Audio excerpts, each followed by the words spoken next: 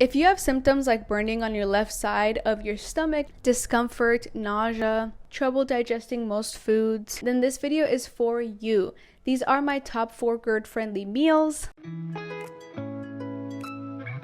Welcome back to the Mindful Spoon. Hi. Like I promised last video, I really wanted to make sure and make this video all about my top 4 GERD recipes. I think I mentioned I was going to do 5 meals, but I did not have the time of day this week. I was super busy. I do want to still share those meals with you. They're meals that fit mostly within my bland diet, which, as we know, the bland diet is a diet with no spicy foods, a diet with no fried foods, no highly processed food, and if you have gastritis, making sure that you leave out those citrusy foods because it can be a little bit irritating. Before we get into the recipes, I wanted to give you a little bit of an update on how I'm feeling because I seem to do that in every video. I kind of want to keep that up a little bit. So right now I'm feeling okay. So far so good. I actually haven't had any flare-ups or any acid reflux pains or anything like that, which is amazing. It has been about 3 weeks since my last big flare-up that I had, and before that big flare-up, it was probably like months before a big flare-up happened. And I have to say, I have to attribute it to the diet because the diet has really made it really easy for my body to process. It's bland, it's something that it's not irritating my gut lining, and it just feels so good overall. I'm still taking my L-glutamine, I'm still taking my digestive enzymes, bone broth, all of that stuff. I'm trying to use as many whole foods and natural ways of doing things. In the past, I've tried Prilosec, I've tried omeprazole, I've tried Pepto-Bismol, I've tried almost everything. And although they do help kind of give my body a rest, there was a lot of weird symptoms that came after taking them, and I feel like it just didn't make my gut feel better, it made my gut feel worse. So that's one of the reasons why I stopped taking omeprazole and Prilosec and stuff. And also because I had been reading this one guy's blog, and he was talking about how he pretty much took omeprazole for like about 20 years and realized that he shouldn't be living that way. So the main thing that he did was he changed his life. And I can share with you guys what that article is, and you guys can go ahead and watch it. But I believe his name is the acid reflux guy. And he pretty much says how much diet attributed to all of his healing, as well as taking his essential enzymes. He also had low stomach acid, which what really helped him was the betaine HCl, as well as, or betaine HCI. I always mess them up.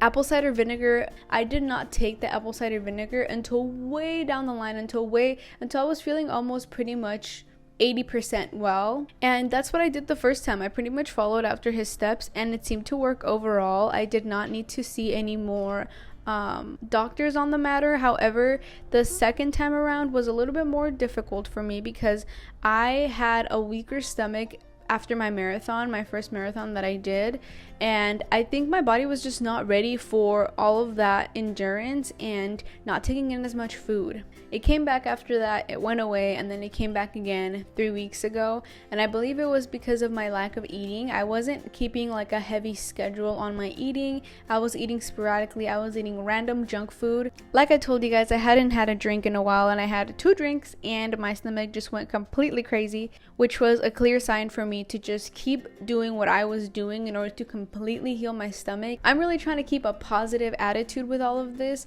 I want to make sure that my mind is clear and that my mind is in a positive state so that my stomach isn't paying the price pretty much, because as we know in one of my past videos that I talked about, your stomach is connected to your brain with the vagus nerve. If you want to follow my whole journey from the very beginning when I started getting these really crazy acid reflux and gastritis symptoms, you can go ahead and watch this video. I also have another recipe video that's up on my channel as well. But without further ado, I want to show you these 4 GERD-friendly meals.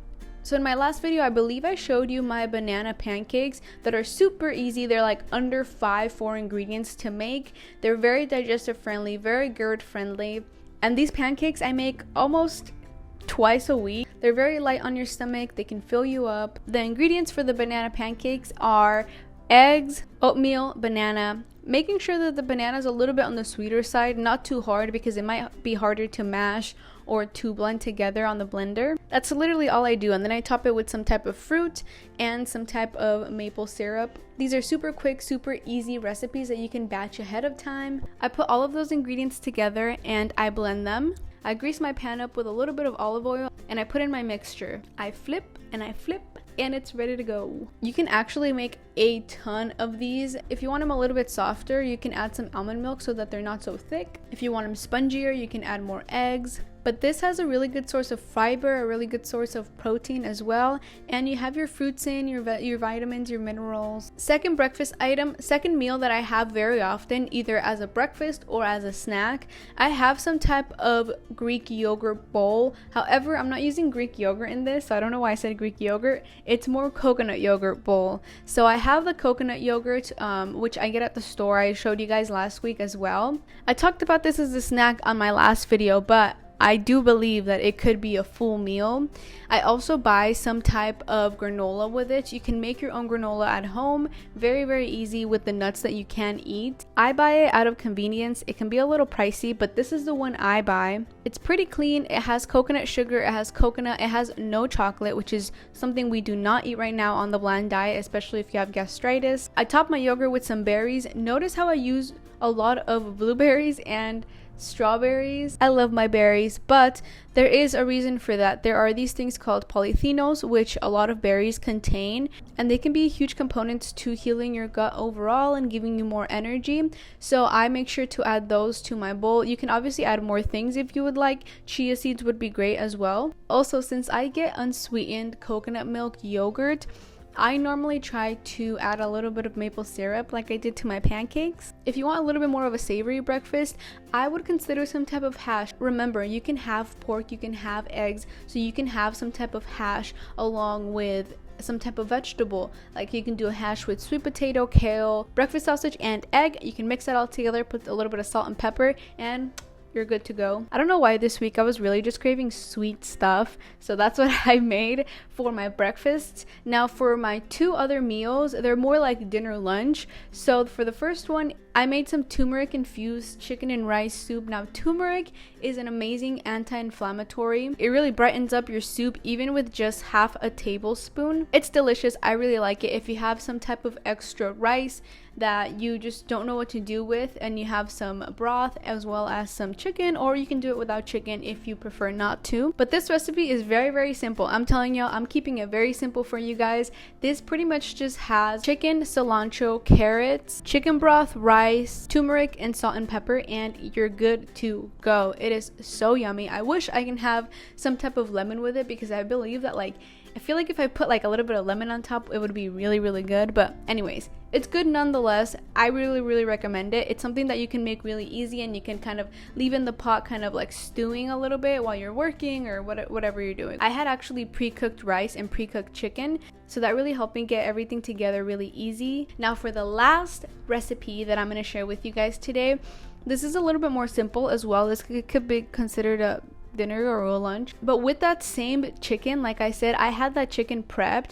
I used the chicken, an avocado, cilantro, salt and pepper, and I decided to mix it all together to create some type of chicken salad. Avocado is very easy on my stomach, so I'm able to eat it. A lot of people just use some type of mayonnaise to kind of bring everything together for chicken salads, but this time we're being very, very simple, very, very cost efficient as well, because we're only using very minimal ingredients. You can eat this with some type of cracker, bread, toast, or I made a wrap with it. I added a tortilla, or you can add a normal wrap that you find anywhere, a multi-grain wrap, and you can go ahead and add that mixture in there, and it's really, really yummy. It's a really good source of protein, fats, and you have your carbs as well from whatever you use to eat it with. I told y'all these were going to be really, really fast, so thank you guys so much for watching. I hope you guys enjoyed it. If you have any ideas for videos that I can make for you, please leave them down below. I would love to help you guys out with whatever I can, really. And I will see you on my next one.